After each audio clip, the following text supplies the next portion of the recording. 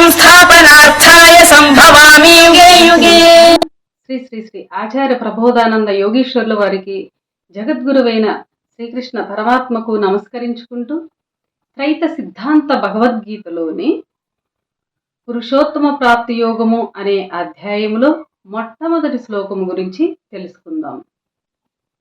శ్రీ భగవంతుడిట్లనియే, ఊర్ధ్వమూల మదశాఖ మస్వత్తం ప్రాహురవ్యయం ఛందాంసి యస్య పర్ణాని యస్తం వేద సవేదవిత్.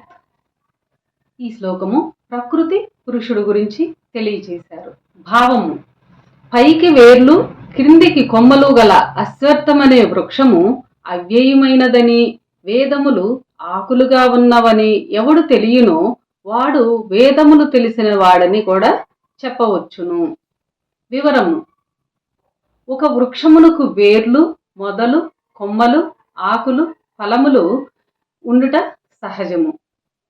ఇక్కడ మనము చెప్పుకును అశ్వత్థమనబడు దానికి వేర్లు అనగా మూలము, కొమ్మలు అనగా శాఖలు, ఆకులు, ఫలములు కలవు.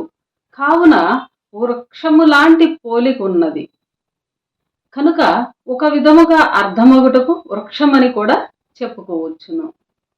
వాస్తవానికి ఇది వృక్షము కాదని కూడా తెలుసుకోవాలి మనం.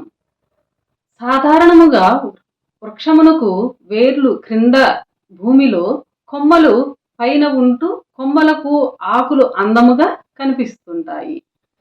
అలాగే వృక్షము పెరుగుటకు భూమి నుండి వేర్లు ఆహారమును గ్రహించి పెట్టుచున్నవి. వేర్లు నుండి గ్రహించిన ఆహారమును ఆకులు ఉపయోగించుకుని చెట్టు పెరుగుచు పైకి కిందికి దిశలకు కొమ్మలు ప్రాకి ఉండుట మనము చూస్తూనే ఉన్నాము.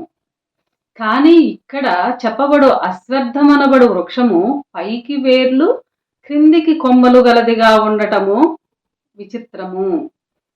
అశ్వత్థమనబడు వృక్షము పెరుగుటకు కావలసిన సదుపాయములన్నీ పైనున్న మూలము నుండి లభిస్తున్నవి. ఆకులు, కాయలకు కావలసిన ఆహారము పైనున్న మూలము నుండి లభిస్తూ చెట్టు పెరుగుచూ పోయి దృఢముగా వ్యాపించుకున్నది. చెట్టు నిర్మాణములోని విచిత్రము కాగా ఫలములు కాయటములో కూడా సాధారణ చెట్టు కంటే మరీ విచిత్రముగా ఉండును ఈ అశ్వత్థ వృక్షం అనేది. సాధారణముగా మామిడి చెట్టుకు మామిడి కాయలు కాయటము సహజమే. అలాగే ఏ జాతి చెట్టుకు ఆ జాతి కాయలు కాయటము అందరికీ తెలిసిన విషయమే.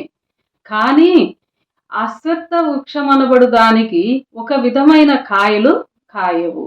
ఈ చెట్టుకు అనేక విధములుగా ఫలములు కాయుచున్నవి. ఈ అశ్వత్థ వృక్షము ఆకారములోనే కాక కాయలలో విచిత్రముగా ఉండును. ఈ విచిత్రముగా ఉండగా కాయల్లోనే కాక ఆకులలో కూడా విచిత్రముగానే ఉన్నవి. ఈ అశ్వత్థ వృక్షము ఆకారములోనే కాక కాయలలో విచిత్రముగా ఉండగా కాయలలోనే కాక ఆకులలో కూడా విచిత్రముగానే ఉన్నదని చెప్పవచ్చును. అదేమిటంటే దీని ఆకులు వేదములకు ప్రతిరూపములు. దీని ఆకులు అశ్వత్థ వృక్షం అనేది మనం చెప్పుకునే దాని వృక్షము యొక్క ఆకులు వేదములకు ప్రతిరూపములు. వేదములే ఆకులుగా ఉన్న ఈ చెట్టును తెలిసిన వాడు వేదములే ఆకులుగా ఉన్నవి అని ఈ చెట్టు గురించి తెలిసిన వాడు నిజముగా వేదములు తెలిసిన వాడని కూడా చెప్పవచ్చును.